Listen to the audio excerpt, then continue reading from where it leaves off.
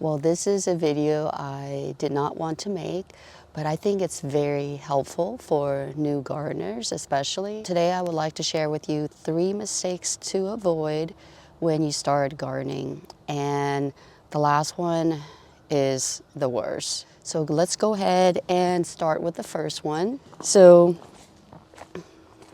I have 2 pencil hollies here and there.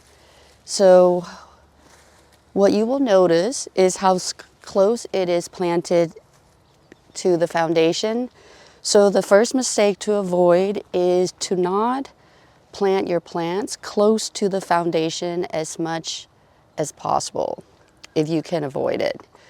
You can see, I can't even go through it. Look at this, barely. This plant has been at least 15, 20 years, and this is how big that it has gotten. So if you can help it, please do not plant your plants too close to your foundation. The reason for that is, depending on the plant, it could really damage your foundation. Now, we have not noticed any structural damage, hopefully never. And the other reason why you don't want to plant it too close is because you can't come to the other side to prune it as well, and it grows too close so that when you look at it, it's not going to be symmetrical on both sides. This side you might have to shear farther back. Now this plant is okay because I could always take it down on this side pretty much all around. But imagine if you have, I'm thinking of camellias, Camellia japonica, Camellia sasanqua. I see a lot of people make that mistake, planting that plant close to the foundation. And of course, 10 years later, the plant is ginormous, and you cannot prune it and have it look symmetrical. It's going to be off. Like the side that's farthest away from the foundation, it's going to have more foliage and more branching, but the side close to the foundation, it's going to be bald. So you're not going to get that symmetrical look, and it's just bad for the plant, bad for the owner. It's just overall badness. Now, fortunately or unfortunately, we did not plant this plant. It was original to the house. I, for some reason, decided to keep these.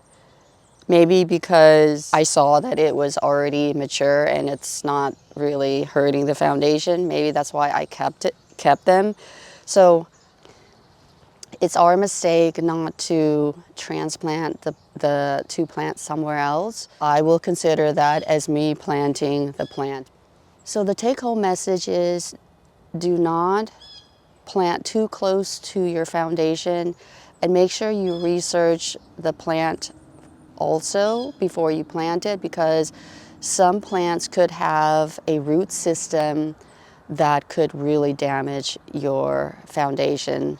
The thing that I'm thinking about would be like wisteria, a willow tree, for example, but I've yet to see anybody plant a willow tree close to the foundation, so that is really good. And again, the reason you do not want to plant close to the foundation is that it could damage the integrity of your foundation, and it's just bad for the plant's health in general, and it's not going to look aesthetically pleasing when it matures.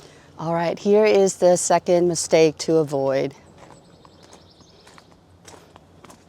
Planting plants too close, especially at the entryway here, or the walkway here. My husband is bothered by this a lot because he cannot go in and out without, you know, having to brush against the plants. So I know that we all read, well, hopefully all of us read the plant tag, but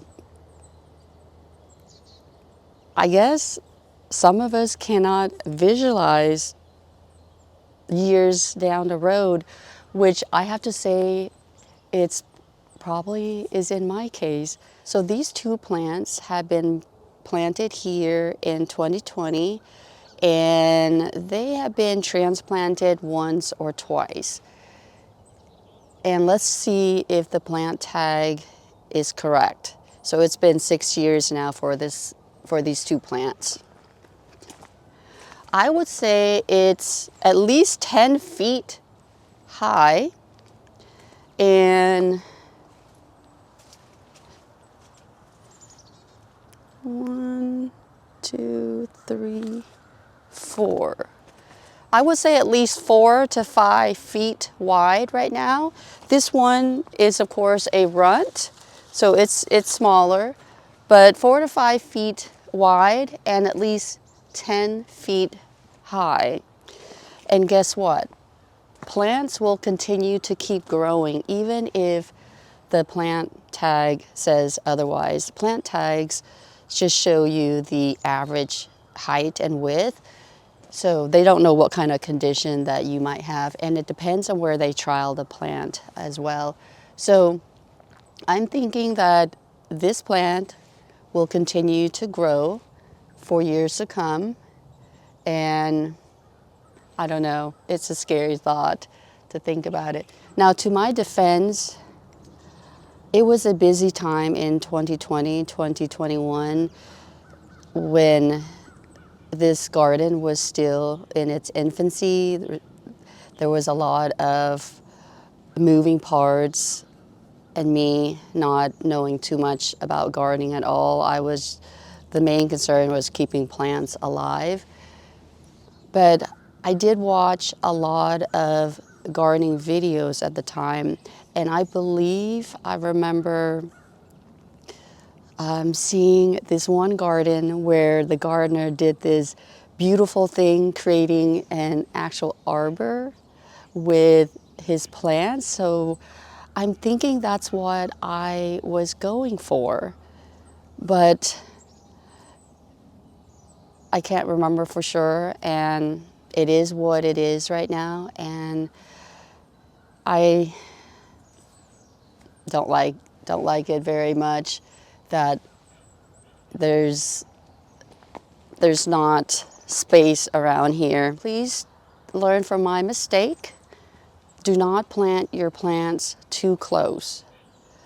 I would say that whatever you think the plant tag says, double it. I think you'll be better off. So if it says 5 feet in width, or say height as well, double that. Double what you think it's going to be. Make sure that you have plenty of room. Same thing with the foundation plant. I think if you can manage to say double the width it's going to be and the height too, I think you will be better off. And I always say that for the foundation plant, at the mature height, you want to be able to move through the plant easily, because if you want to transplant it, for example, you want to be able to dig your shovel around the entire plant, not just from 3 sides. It's going to be harder to transplant or to dig. So I always try to do that now if I'm doing a foundation plant. Same thing with this situation. Thank goodness we can go all around the plant. Maybe not this side so much because it's closer to the gravel walkway here. So I don't know. This is something that I'm still thinking about as to what to do with our situation here. Now we come to the worst mistake to avoid, and that is to know where your underground pipes are. In our case here, septic tank, the leach field, and there is an underground water pipe that runs to our red barn structure. Here is the backstory to this third mistake. So before we decided to install our gravel area in the back, we went to the county office and asked for some kind of documentation on where the septic tank was. So thank goodness we got something like that. So we kind of knew where the septic tank was. So that's how we determined where to put the gravel, our gravel area. And I also asked about I guess what they call the jets or whatever. It's basically leach field. I think you know what I am referring to, those pipes, those leach field pipes. And I asked the lady at the time, I said, so what happens when you plant around them and around those pipes and they burst and get damaged, for example? Her answer was, well, I guess you're gonna get more fertilizer or whatever. And so I figure, I don't know what my husband was thinking, I figure that, well, okay, I guess it really wouldn't matter if they get damaged or whatever, because it wouldn't matter. That's what I was thinking. So that was that. So the important thing that we consider was, of course, the septic tank. The leach field, we really didn't know what to think, and we thought that we didn't have to be bothered with it because of what we were told. So anyway, fast forward to recently, was researching more about septic tanks and leach fields and all that, and came to the conclusion that we were we were not understanding what leach fields encompassed. And so that is a mistake on our part. It is important to know where your leach fields are, because you do not want to damage the integrity of the pipes, those leach field pipes. And I know I'm not probably using the correct term, I apologize. Basically, when you have water running from the septic tank, the water gets funneled into the different leach pipes, and then you have water shooting out from, I guess they refer to them as the jets, and then that's how you get rid of the septic water. Could be from your sink, the toilet, the washing machine, and all that. That's how the water gets recycled, and I guess the other debris, they get to be under the ground and they get recycled somehow, right? So pretty much that is the gist of how that works. So just recently I came to find out that, just based on that map, and the map, it's not very good at all. It's like a cartoon map, and there's a lot of information that's not there that would be helpful to us, because we were not the original owner who installed the septic tank and the leach field pipes. There wasn't a legend to tell us like what some of the different abbreviations mean. So I was really frustrated, really disappointed, not knowing exactly where the lines are. We know that it's 450 square feet, 100, I believe 150 linear inches. But as you can see, I'll put the map out for you. It doesn't say how far each section goes. And it's weird how it's on the side of the house as well.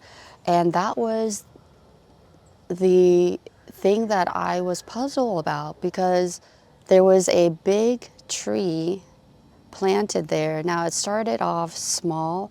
I would say probably the second owner planted that tree. It was the Bradford pear tree, and it kept getting taller and taller, and the root system was extensive too. Like, there were big lateral roots.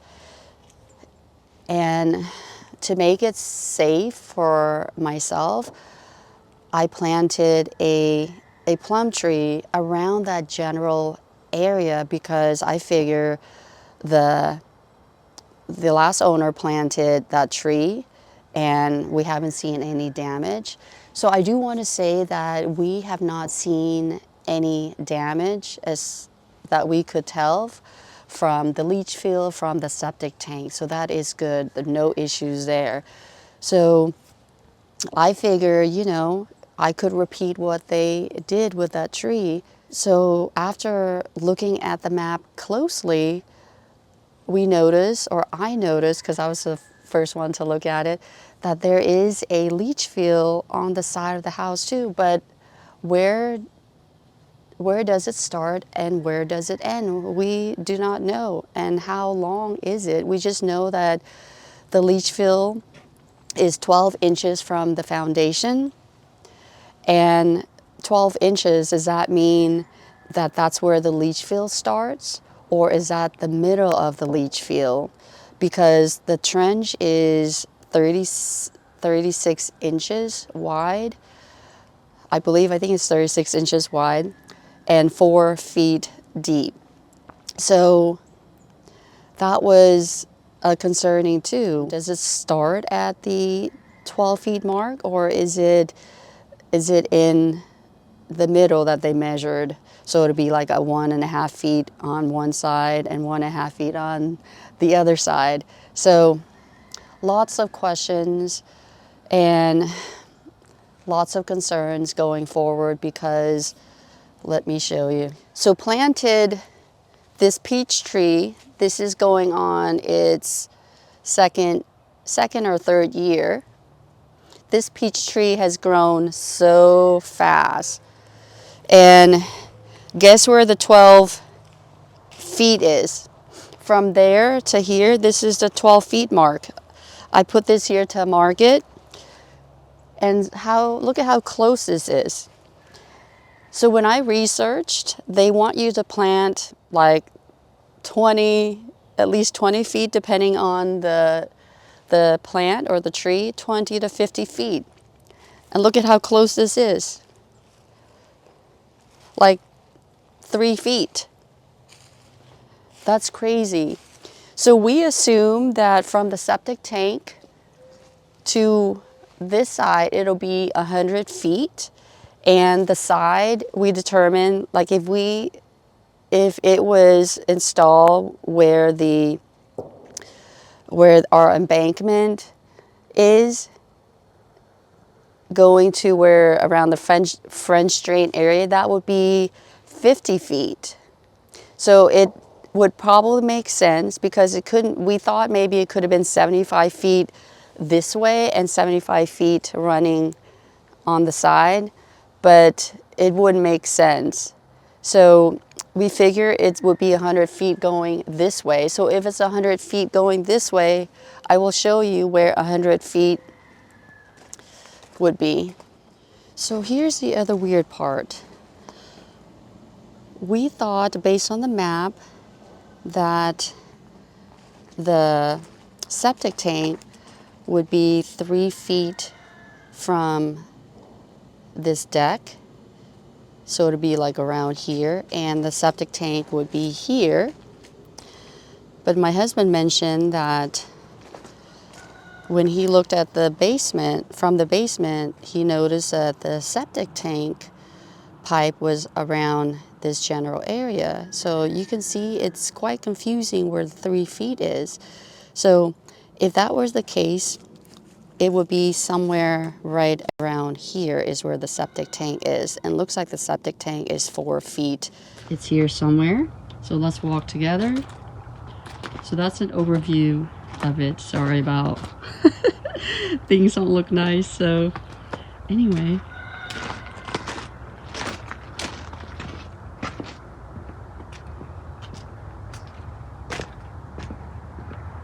You can see it's the whole spans of the garden so far, right? At least the garden in this area.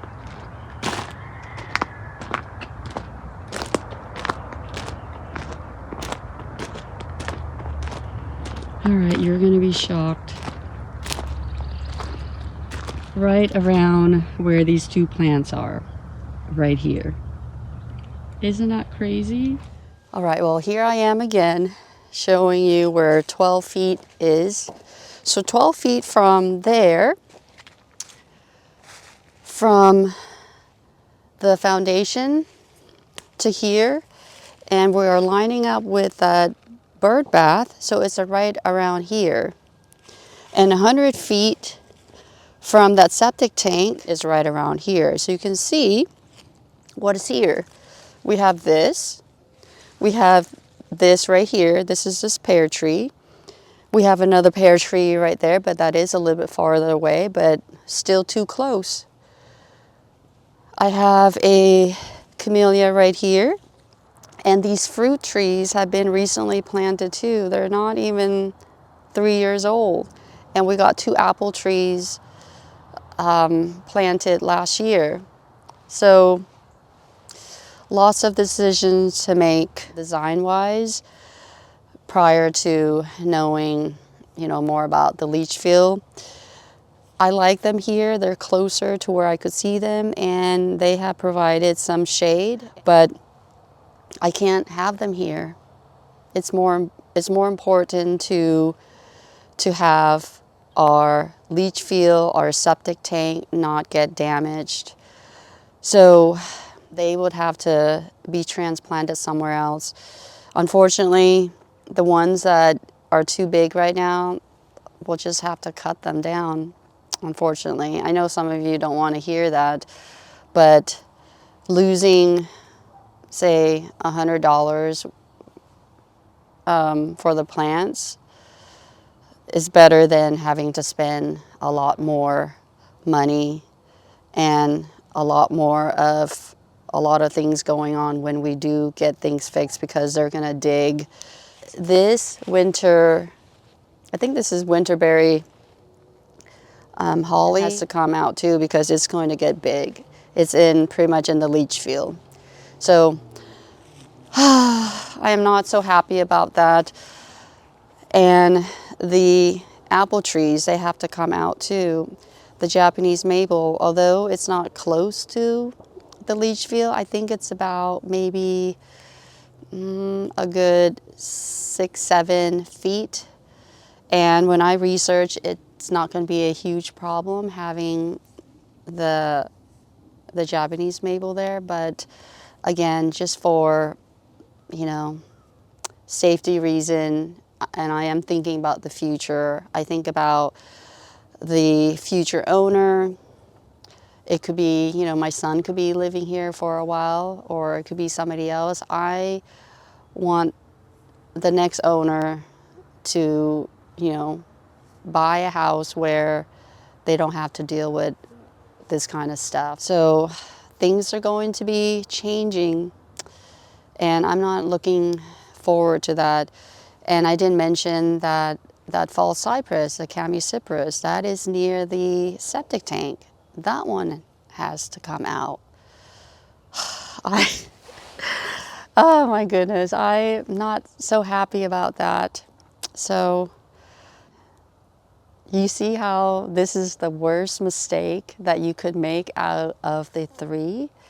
I don't want you to have to make that same mistake if you're starting out and you want to start gardening. And I don't want you to just use this video as the only source. I would like you to look at other sources. Now you can call 811 to find out where your electricity pipes or water box is. Now, in my area here, in your area it may be different. In my area here, the 811 people or department, they will only flag the public lines. They do not touch, they do not know anything about where the private lines are. In our case, the septic tank, the leach fields are private lines. So I hope that in your case, they'll mark even your private lines. So I cannot stress enough, please know where your underground lines are before you start gardening. And if you go to your county office or department, they'll tell you where you can find the blueprint for the private lines. I think I will try to go back and see if there's a blueprint that's more specific, not this cartoon like drawing of where the septic tank and leach field are. And hopefully we can get something more specific, more defined, as in exactly where things are. So that's my homework. So with that, thank you so much for watching this video. I hope you enjoyed it and found it very helpful. And until the next one, I hope you take care. Bye for now.